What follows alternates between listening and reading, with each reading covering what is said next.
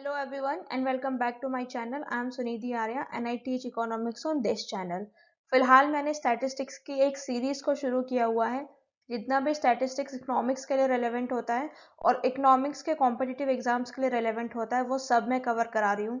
इस सीरीज में मैं अभी तक सेंट्रल टेंडेंसी को कवर करा चुकी हूँ। सेंट्रल टेंडेंसी के अंदर मैंने arithmetic mean, geometric mean, harmonic mean, mode और मीडियन को कवर करा दिया है। डिस्पर्जन के अंदर मैंने range, quartile, mean deviation, standard deviation, coefficient of variation को कंप्लीट करा दिया है और अभी मैं स्क्यूनेस को कंप्लीट करा रही हूँ। स्क्यूनेस के ऊपर मेरी 3 वीडियो ऑलरेडी आ चुकी हैं।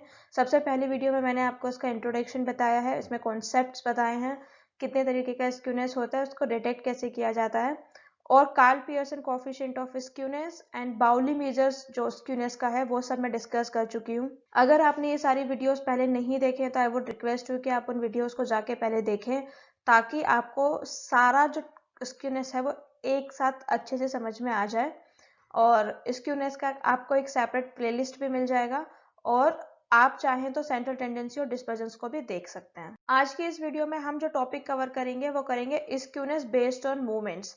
यानी कि कुछ दिन पहले मैंने आपको पढ़ाया था कि जो मूवमेंट्स होते हैं उनको कैसे कैलकुलेट किया जाता है। मैंने आपको बताया था मूवमेंट्स अबाउट द ओरिजिन होते हैं, मूवमेंट्स अबाउट द मीन होते हैं और डिफरेंट डिफरेंट तरीके के मूवमेंट्स होते हैं। आज की इस वीडियो में हम पढ़ेंगे कि उन मूवमेंट्स के थ्रू हम स्क्यूनेस का कैसे पता लगा सकते हैं।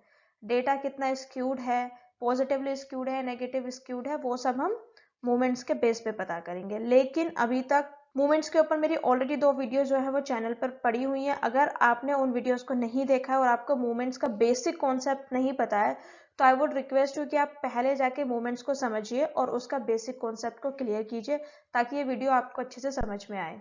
देखिए, मूवमेंट जो होता है, सबसे पहले मैं आपको समझाना चाहती हूँ कि मूवमेंट होता क्या है। मूवमेंट जो होता है वो किसी भी डेटा का क्वांटिटेटिव मेजर होता है, यानी कि क्वांटिटेटिव जो वे में स्क्यूनेस है वो हमें बताता है। The movement measure of skewness is based on the property that for a symmetric distribution all odd order central movements are equal to 0। Odd order central movements का क्या मतलब है, यानी कि ओड 1, यानी कि सेंट्रल मूवमेंट जब हम मीन से फर्स्ट ऑर्डर का मूवमेंट को निकालेंगे तो वो 0 होगा। अगर हम इसको थर्ड ऑर्डर का निकालेंगे तो वो 0 होगा और अगर हम इसको फिफ्थ ऑर्डर का निकालेंगे तो वो 0 होगा। यानी कि जितने भी ओड ऑर्डर के सेंट्रल मूवमेंट होंगे वो सब 0 होंगे। इसीलिए जो लोवेस्ट ऑर्डर मूवमेंट होगा वो एक एब्सोल्यूट मेजर ऑफ स्क्यूनेस को बताता है। लेकिन हमें कोफिशिएंट ऑफ स्क्यूनेस निकालना है। कोफिशिएंट हम क्यों निकालते हैं, क्योंकि हमें रिलेटिवली कंपेयर करके निकालना है, इसलिए हम कोफिशिएंट ऑफ स्क्यूनेस को निकालेंगे। और इसका फॉर्मूला क्या होता है, जो बीटा 1 और बीटा गामा होता है, यानी कि बीटा 1 और गामा 1 इन दोनों को हम कोफिशिएंट ऑफ स्क्यूनेस बोलते हैं। Beta 1 and gamma 1। बीटा 1 का फॉर्मूला क्या होता है, जो थर्ड मूवमेंट आता है उसका स्क्वायर अपॉन जो सेकंड मूवमेंट है उसका क्यूब। और गामा 1 क्या होता है, जो भी बीटा 1 आएगा उसका अंडर रूट करके। अब ये हमें एक डिस्ट्रीब्यूशन गिवन है। इस डिस्ट्रीब्यूशन में आप देखेंगे ये जो नंबर ऑफ कार एक्सीडेंट है एक पर्टिकुलर क्रॉस रोड में एक महीने के अंदर वो बताए गए हैं। Number of car accidents and number of days, this is x and this is F. इसमें हम स्क्यूनेस को निकालेंगे मूवमेंट्स के बेस पे। तो जैसे कि हर स्टैटिस्टिक्स के क्वेश्चन में करते आ रहे हैं वैसे ही इस क्वेश्चन में भी करेंगे। सबसे पहले हम टेबल बनाएंगे और सब टेबल निकालने के बाद हम मूवमेंट्स को कैलकुलेट करेंगे, एक्स और एफ, फिर एफ एक्स 2 3 4 5 6 9 11 6 3 1। टोटल फ्रीक्वेंसी क्या है 30। अब एफ एक्स निकालेंगे, 2 into 9 18, 3 into 11 33, 4 into 6 24, 5 into 3 15, 6 into 1 6। Total क्या आएगा 96। अब अगर हमें अर्थमेटिक मीन निकालना है तो अर्थमेटिक मीन का फॉर्मूला हम जानते हैं, summation F x upon summation F. F x कितना है 96, एफ कितना है 30। इसको डिवाइड करने के बाद क्या आएगा हमारा 3.2। अब हमें क्या निकालना है, स्क्यूनेस निकालने के लिए हमें 3 ऑर्डर तक के सेंट्रल मूवमेंट्स निकालने की जरूरत है। तो हम क्या करेंगे, सबसे पहले x I minus X P का स्क्वायर, एक्स का स्क्वायर, फिर इसकी फ्रीक्वेंसी से multiply x I minus x I का स्क्वायर की, फिर हम क्यूब करेंगे एक्स आई माइनस, फिर उसकी फ्रीक्वेंसी से मल्टीप्लाई करेंगे। क्योंकि हमें 3 सेंट्रल ऑर्डर के मूवमेंट्स निकालने हैं, इसीलिए हम उसकी पावर 3 तक रखेंगे। और हम 3 तक क्यों निकालेंगे? क्योंकि कोफिशिएंट ऑफ स्क्यूनेस निकालने के लिए हमें 3 तक की ही ज़रूरत होती है। अब हमें ये देखना है कि कैलकुलेट कैसे करेंगे। जो x है 2, इसमें से हम जो अर्थमेटिक मीन है उसको माइनस करेंगे। 2 माइनस 3.2 माइनस 1.2, ठीक है, हमारा माइनस 1.2 आ गया। लेकिन हमें क्या करना है, इसका स्क्वायर करना है, तो स्क्वायर क्या होगा 1.44। इसी तरीके से 3 में से -3 माइनस 3.2 उसका स्क्वायर करेंगे तो 0.04, देन 4 माइनस 3.2 उसका स्क्वायर करेंगे तो 0.64, देन 5 माइनस 3.2 उसका स्क्वायर करेंगे तो 3.24, 6 माइनस 3.2 उसका स्क्वायर करेंगे तो 7.84। अब ये जो हमारा स्क्वायर करके आया उसकी फ्रीक्वेंसी में मल्टीप्लाई करेंगे, यानी कि 9 की इसमें मल्टीप्लाई करेंगे। 9 into 1.44 equal to 12.96, 11 into 0.04 equal to 0.44, 6 into 0.64 3.84, 3.84 हो गया। फिर हम 3 का मल्टीप्लाई करेंगे 3.24 में, इट वुड बी 9.72, देन हम 1 का मल्टीप्लाई करेंगे 7.84 में, इट वुड बी 7.84। अब हम इन सब का समेशन करेंगे तो वो क्या आएगा 34.8। इसी तरीके से x I minus X bar का क्यूब, यानी कि अब इसका जो हमें सब्ट्रैक्ट करके आया था उसको क्यूब में करेंगे, यानी कि एक बार और मल्टीप्लाई करेंगे। जैसे कि 1.2 माइनस 1.2 किया था, अब एक बार और करेंगे। तो आप एक बात को नोटिस कीजिएगा कि जो भी यहाँ पे नेगेटिव आने वाले थे, यानी कि जैसे कि नेगेटिव आया है, यानी कि जो भी वैल्यू 3.2 से कम है उन सब का आंसर यहाँ पे नेगेटिव आएगा, क्योंकि ये क्यूब है। क्यूब में क्या आएगा, क्यूब ओड पावर होती है और ओड में ये नेगेटिव आता है। पहले आएगा -1.728, -0.008, 0.512, 5.832, देन 21.952। अब हम इसका फ्रीक्वेंसी में मल्टीप्लाई करेंगे, यानी कि इसका अब इसमें मल्टीप्लाई करेंगे हम, तो हमारा आंसर आएगा -15.552, -0.088, 3.072, 17.496, 21.952। अब हम इसको क्या करेंगे, ऐड करेंगे तो हमारा आंसर आएगा 26.88। अब हमें क्या बताना है, जो हमारा फर्स्ट सेंट्रल मूवमेंट होता है, फर्स्ट सेंट्रल मूवमेंट जो होता है, चाहे वो किसी भी तरीके का डेटा हो, कुछ भी हो, वो हमेशा 0 होता है। सेकेंड सेंट्रल मूवमेंट निकालने के लिए जो फॉर्मूला हमारा एक तरीके से स्टैंडर्ड डेविएशन का फॉर्मूला होता है, उसी फॉर्मूले को हम यूज करते हैं।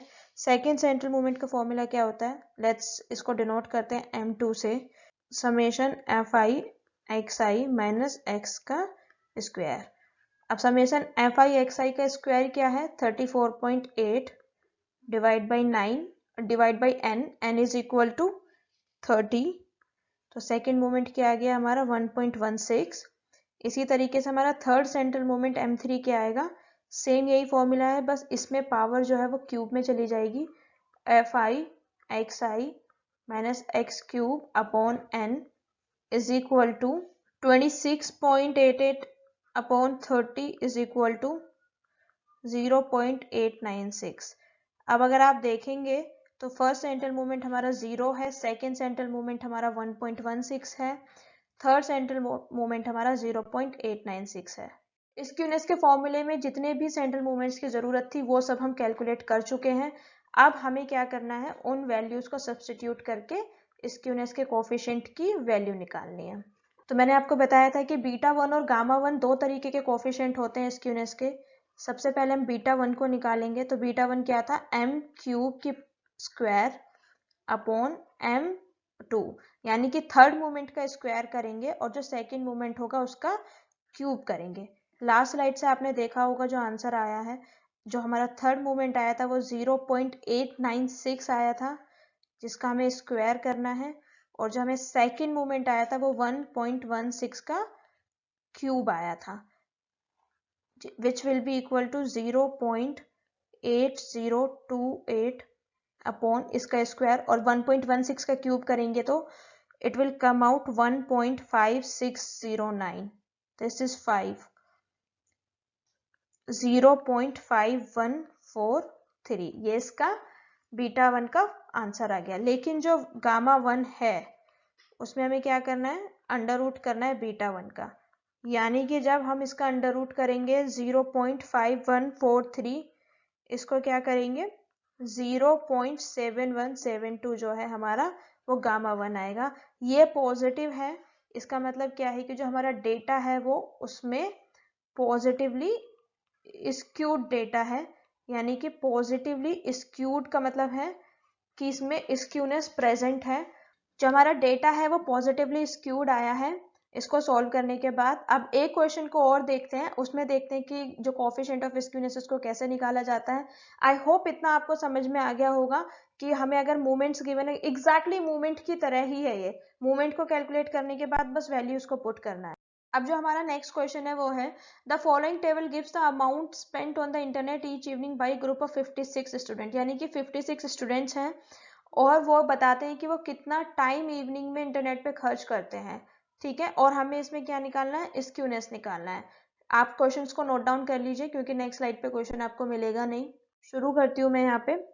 सबसे पहले जैसे मैं बताती हूँ हमें एक टेबल बनाना है, तो हम टेबल को बनाते हैं। सबसे पहले क्लास इंटरवल लिखते हैं। आपने नोटिस किया होगा कि ये जो क्लास इंटरवल है ये ओपन एंडेड है।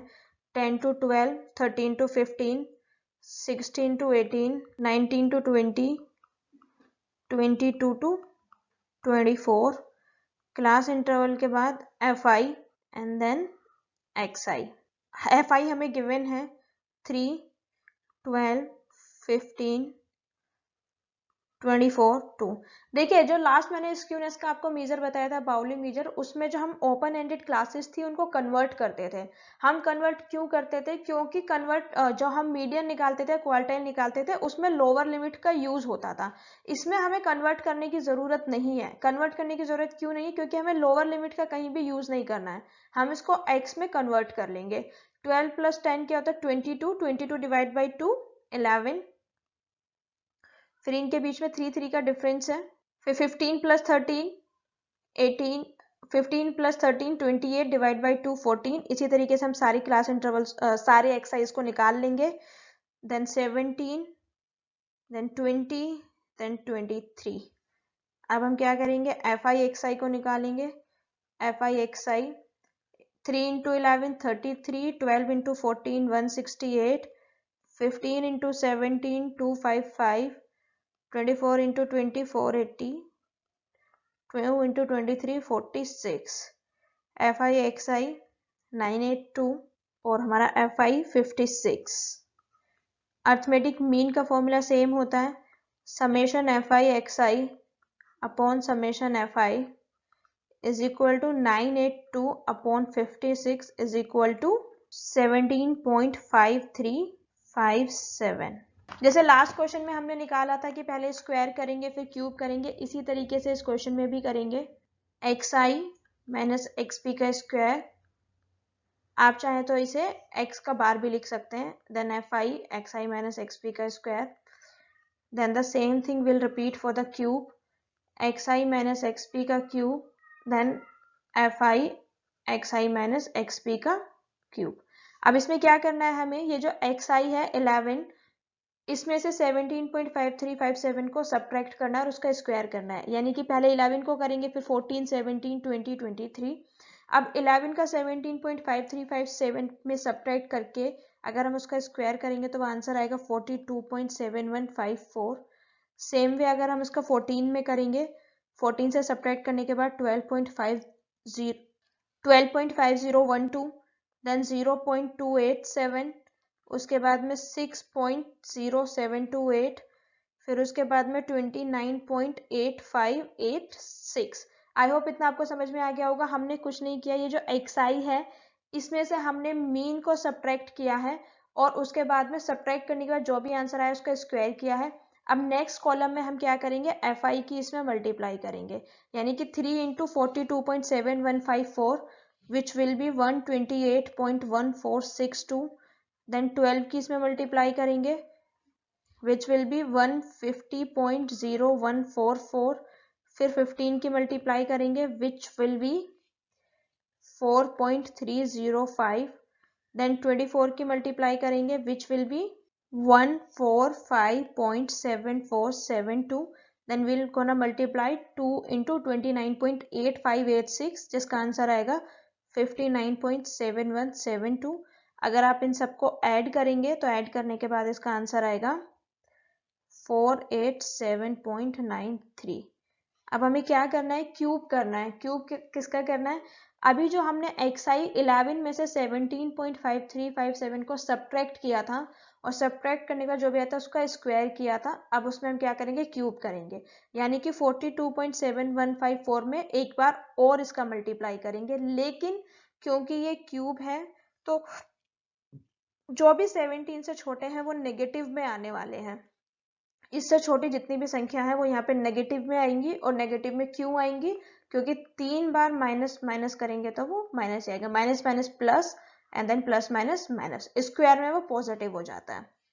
तो यहाँ पे आएगा -279.1749, देन हम इसमें 12.5012 में एक बार और मल्टीप्लाई करेंगे -44.2004।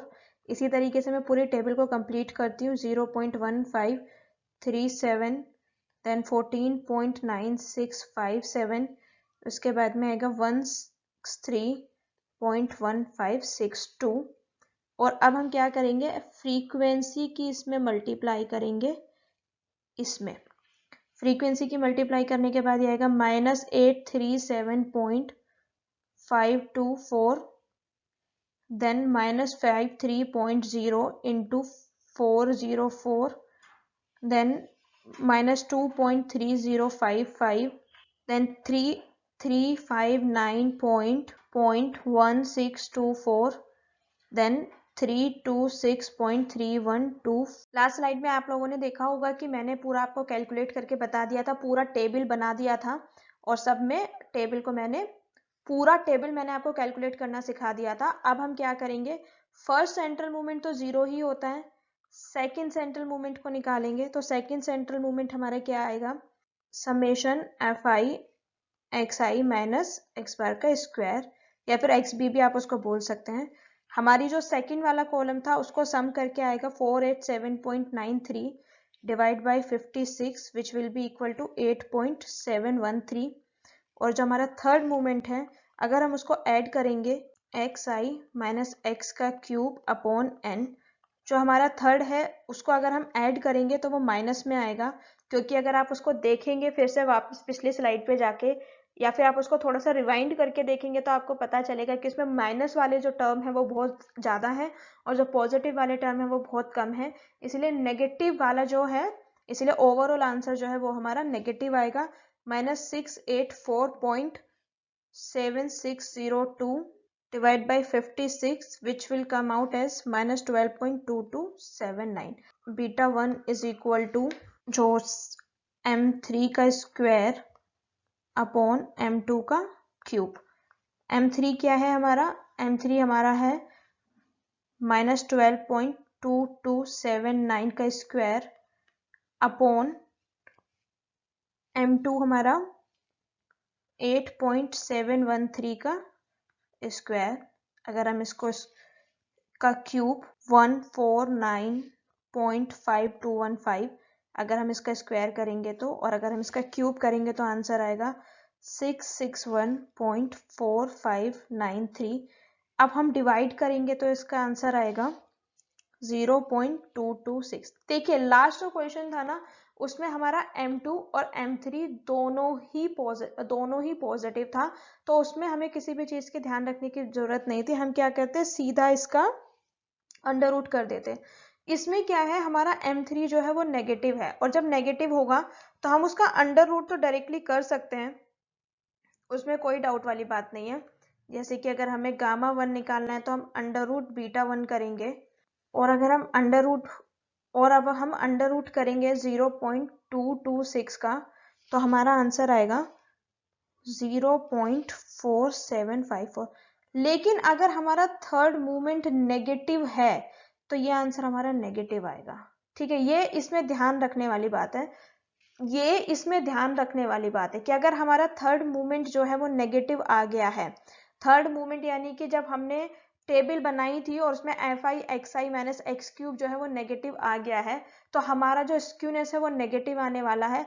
और नेगेटिवली स्क्यूनेस आया है और उसका फाइनल आंसर नेगेटिव आया, तो इसका मतलब क्या है कि जो डेटा है वो हमारा नेगेटिवली स्क्यूड है। That's it for today's videos guys. I hope आपको मेरा वीडियो बहुत अच्छा लगेगा। फटाफट से रिकैप करती हूँ। मैंने आपको बताया मूवमेंट्स क्या होता है, फिर मैंने मूवमेंट्स में बीटा और गामा के आपको फॉर्मूले बताए, और उसके बाद में मैंने 2 एग्जांपल्स के साथ आपको सोल्व करके दिखाया। पहले एग्जांपल्स में केवल फ्रीक्वेंसी और ऑब्जर्वेशन गिवन था, दूसरे एग्जाम्पल में क्लास इंटरवल भी गिवन था, और एक हमने पॉजिटिवली स्क्यूनेस का फॉर्मूला देखा और एक नेगेटिवली स्क्यूनेस का फॉर्मूला देखा और क्वेश्चन को सोल्व किया। नेगेटिव में ध्यान रखने वाली बात यह है कि अगर आपका थर्ड मूवमेंट टेबल को कैलकुलेट करते टाइम और टेबल में आपका अगर x माइनस एक्स का क्यूब नेगेटिव आ जाता है और उसके बाद में आपका थर्ड मूवमेंट कैलकुलेट करते टाइम नेगेटिव आ जाता है, तो आपका वो डेटा नेगेटिवली स्क्यूड हो जाएगा। आई होप आपको मेरा वीडियो बहुत अच्छा लग रहा होगा, मेरा कंटेंट बहुत अच्छा लग रहा होगा। अगर आपको मेरा वीडियो अच्छा लगता है, please like the video, share it with your friends and subscribe to the channel. Subscribe करने के बाद आप नोटिफिकेशन बेल को जरूर ऑन कीजिएगा, ताकि नेक्स्ट टाइम में जो वीडियो अपलोड करूं वो आपको मिल जाए। और पूरी वीडियो देखने के बाद आप फीडबैक ज़रूर दीजिएगा, ये वीडियो आपको कैसा लग रहा है और किस तरीके का इम्प्रूवमेंट या फिर चेंजेस आप लेक्चर्स में चाहते हैं। Till then, thank you so much.